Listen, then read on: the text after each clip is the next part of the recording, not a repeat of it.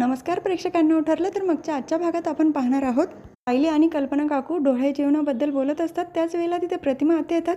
तेव्हा डोहाळे जेवण काय करायचंय बोला, मी पण मदतीला आहेच. तर सायली म्हणत असते, गाई तू आत्ताच आली, जरा आराम कर बस. प्रतिमा आत्या म्हणतात, असं कसं, घरामध्ये एवढा मोठा कार्यक्रम आणि मी आराम करायचा? पटपट बोला बरं, काय करायचंय? कल्पना काकू म्हणतात, सायलीचं डोहाळे जेवण करायचंय, पण ते कधी करायचं अजून ठरलं नाही. तेव्हा सायली सुचवते, गुरुजींना फोन करून विचारून बघा ना, ते म्हणतील त्यानुसार आपण ठेवूया. तर कल्पना काकू फोन करून तसं विचारतात. गुरुजींनी आज उद्या आणि 15 दिवसानंतरचा मुहूर्त सांगितलेला असतो. तेव्हा कल्पना काकू म्हणतात, हो ठीक आहे, आपण आजच डोहाळे जेवण करूया. तर सायली पण म्हणत असते, ठीक आहे, मग मी कुसुमताईला फोन करून येते, गोलूला थोडा वेळ सांभाळा. कल्पना काकूंकडे देऊन निघून जाते. सायली कुसुमताईला फोन करून चौकशी करत असते सोनलबद्दल. तिचा काही फोन वगैरे आला का, तिच्या काकांनी काही कळवलं का, केव्हा पोचले काय? तेव्हा कुसुमताई म्हणत असते, अगं तू घरी असताना पण आश्रमातलाच विचार करते का? थोडं शांत राहा, आराम कर, चला एवढी काळजी करते. तर सायली पण सांगत असते, नाही ना कुसुमताई, सोनलच्या काकांना आपण फोन करून चौकशी केली पाहिजे ना. सोनल तिथे ठीक तर आहे ना, तिला करमते की नाही? कुसुम पण म्हणते, हो तू बोलते ते बरोबर आहे, आपण फोन करून बघूया. आणि या दोघींचं बोलणं श्वेताने ऐकलेलं असतं. लगेच प्रियाला कळवणार असते. तर सायली जेव्हा फोनवर बोलते त्याच वेळेला कल्पना काकू आणि प्रतिमा आत्यांच्या गप्पा चालू असतात. लू त्याच वेळेला खाली उतरतो आणि बाहेरच्या दिशेने जायला लागतो. पण कल्पना काकूंचं आणि प्रतिमा आत्यांचं काही लक्ष नसतं. तर श्वेताने प्रियाला फोन करून कळवलेलं असतं. सायली कुसुमला फोन करून विचारत होती, सोनलच्या इथून काही निरोप आला की नाही, आणि फोन करून चौकशी करणारे तिच्याबद्दल, आणि ती जबाबदारी कुसुमने घेतली. तेव्हा प्रियाही म्हणते, तू काळजी करू नको, हे सगळं कसं मॅनेज करायची त्याची जबाबदारी माझी. दुसरीकडे प्रतिमा आत्यांचं लक्ष जातं गोलूकडे आणि त्या जोरात ओरडतात. गोलूचा दरवाजामध्ये बोट चिमटणार असतो आणि त्यानंतर सायली पण खाली आलेली असते. कल्पना काकू पटकन गोलूला उचलतात. पण हा सगळा प्रकार अस्मिताने बघितलेला असतो, कारण त्याच वेळेला ती पण येते आणि ती तर दोघींवर इतकी भडकते. आता जे काही घडलंय ना, ते सगळं मी बघितलंय. तुमच्याकडनं नाही सांभाळले जाते गोलूला. आणि सायली तू काय बोलली होती, पूर्ण लक्ष देशील गोलूकडे? मग काय झालं, आत्ता त्याचा बोट चिमटला असता. म्हणून मी म्हणते की एखादी बाई आपण ठेवूया त्याला सांभाळायला. तेव्हा सायली पण अस्मिताकडे माफी मागत असते. अस्मिता, खरंच माझंच चुकलं, मी फोनवर बोलण्यासाठी बाजूला गेली आणि तेवढ्यात हे सगळं घडलं. मी नव्हतं गोलूला खाली सोडायला पाहिजे. तर अस्मिता पटकन कल्पना काकूंकडनं गोलूला घेऊन टाकते. तेव्हाच तिथे अश्विन पण आलेला असतो. अगं अस्मिताई, ही कुठली पद्धत मम्मा आणि वहिनीबरोबर बोलण्याची? काही गोष्टी नकळतपणे होतात कधी कधी, मग असं रिॲक्ट होशील तू? अस्मिताला पण तिची चुकी जाणवते. ती पण थोडी शांत होते. हो, म्हणून तर मी म्हणते, होतात अशा गोष्टी, तर आपण एखादी नॅनी ठेवूया. तेव्हा कल्पना काकूही म्हणतात, बरं ठीक आहे, तू एखादी चांगली बाई शोध, नंतर गोलूची जबाबदारी देऊया आपण तिच्याकडे. पण आपण पण लक्ष ठेवायचं हां सगळ्यांनी, तो आपल्या नजरेसमोर राहील याची काळजी घ्यायची. तेव्हा अस्मिता पण म्हणते, ठीक आहे, मी शोधते नॅनी. तर दुसरीकडे आश्रमामध्ये सगळ्यांच्या छान गप्पा चालू असतात. त्याच वेळेला तिथे कुसुम येते. मला खूप आनंदाची बातमी सांगायची. आपल्या सोनूच्या काकांचं लेटर आलंय आणि ती खूप आनंदात आहे. सोनलच्या आईबाबांबरोबरचा तिचा फोटो पण दाखवते. चला, सोनल खुश आहे ना? मग झालं तर. सायली तिचाच विचार करत होती. पटकन आता सायलीला फोन करून कळवते आणि आश्रमातले सगळेच खूप खुश असतात. तर ते फोटोज आणि लेटरची प्रिंट सायलीला पाठवते. ते फोटोज वगैरे बघून सायली पण खुश असते, पण थोडी सॅड पण असते. ती गोलूबरोबर झालेला सगळा प्रकार तिला आठवत असतो. गोलूकडे लक्ष द्यायला पाहिजे होतं, माझंच चुकलं. तेव्हाच तिथे अर्जुन येतो. ऐको, काय एवढा विचार करते? तेव्हा सायली सगळा घडलेला प्रकार सांगते त्याला. अहो, मी जर आत्ताच गोलूकडे लक्ष देऊ शकले नाही, तर आपल्या बाळाकडे लक्ष देऊ शकेल का मी? चांगली आई तर होईल ना?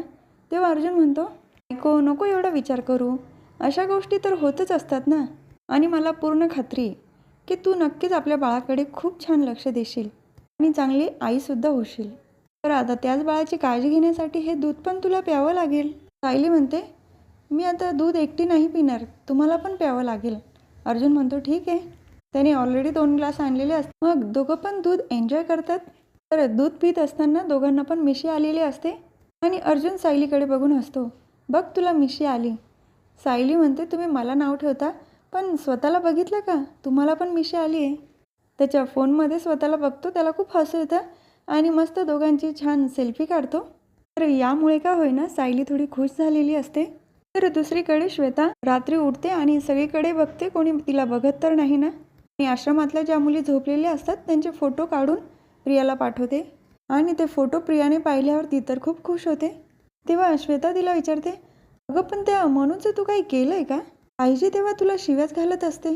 तेव्हा प्रिया सांगत असते, या मानसीचा बंदोबस्त तर मी करणारच आहे. तिचं लक्ष मानसी आणि गौरीच्या फोटोकडे जातं. नागराज काकाही बघत असतात. आपण या लहान मुलीला गायब केलं तर हिचे खूप पैसे मिळतील आपल्याला.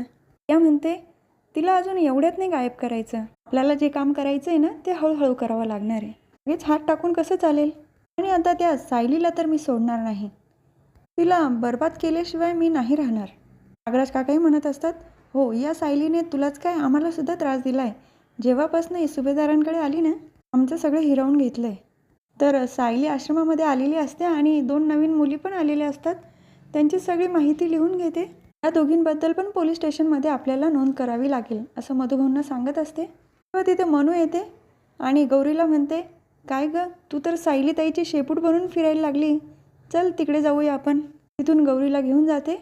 तर बाकीचे पण सगळे गेलेले असतात. तेव्हा तिथे श्वेता येते. तिला सायलीला मस्का मारायचा असतो. अगदी सायलीचे पाय दाबायला बसून घेते खाली. सायली ताई, किती करतेस गं तू? मला पण तुझ्यासाठी काही करण्याची संधी दे. तिचे पाय दाबत असते. सायली विचारते, अगं हे काय करते? सायली ताई, खरंच तू माझ्यासाठी खूप केलं आहे. आता मला राहण्यासाठी घर तर मिळालं आहे, पण पैसे पण हवेत ना. त्यासाठी मी विचार करत होती की मला एखादा जॉब मिळाला तर सायलीला आठवतं की अस्मिताच्या बाळाला सांभाळण्यासाठी एक बाई पाहिजेच आहे आपल्याला. तर ती श्वेता असली तर काय वाईट आहे? तसं ती श्वेताला विचारते, तुला जॉब हवा आहे ना? मग आमच्या घरी एक काम आहे, ते करशील?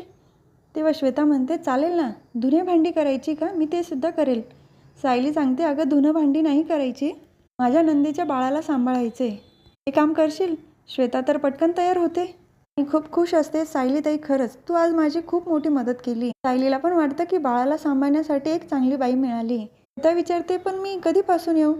तेव्हा सायली म्हणते, अगं आजच माझं डोहाळे जेवण आहे, तू आजच घरी ये ना, म्हणजे मी तुझी सगळ्यांशी ओळख पण करून देते. श्वेता तर खूप खुश असते. या निमित्ताने का होईना तिला घरामध्ये घुसता येईल आणि घरात नेमकं काय चाललंय ते पण तिला कळेल आणि प्रियाला सगळ्या बातमी सांगता येतील. तर त्यानंतर आश्रमातले काही मुलं येतात सायलीसमोर आणि आम्ही खूप नाराज आहोत ताई, या सगळ्या मुली पिकनिकला जाणार आहे आणि आम्ही घरीच. तेव्हा सायली म्हणते, पिकनिक? पण कुठे? कुसुम सांगत असते, अगं सायली, या मुली जिथे शिवण क्लासला जाताना तिथली पिकनिक जाणार आहे कर्जतला, तिकडेच चालल्या या मुली. तेव्हा म्हणून त्या सगळ्याच तयार होऊन आलेल्या असतात. कुसुम ताई, ती पिकनिक आजच चालली आहे. कुसुम म्हणते, अगं बाई आजच? मी तर विसरलीच. तर श्वेताने प्रियाला फोन करून कळवलेलं असतं, आश्रमातल्या सगळ्या मुली आज पिकनिकसाठी बाहेर जाणार आहे आणि आजच सायलीचं डोहाळे जेवण पण आहे. मला पण तिकडे जायचं आणि अस्मिताला सांभाळण्याचं काम पण मिळालं आहे मला.